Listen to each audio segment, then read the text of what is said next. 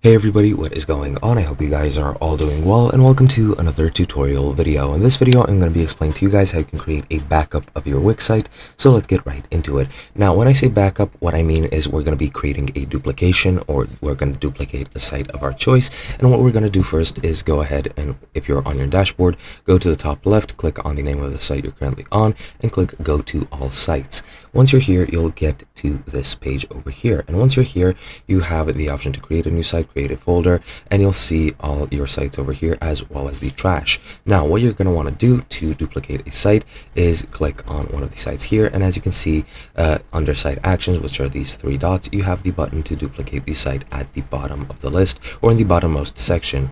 And as you can see, you just need to click on that, and as you can see, you can create a copy, rename it to whatever you want.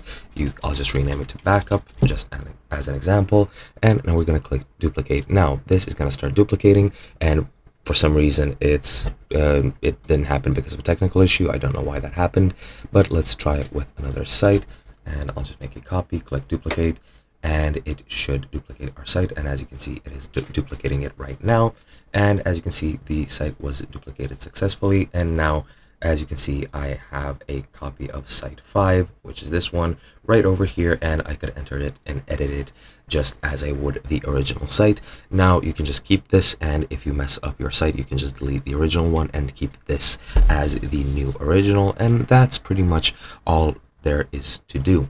And yeah, hope you guys enjoyed, and I'll be seeing you guys in another video.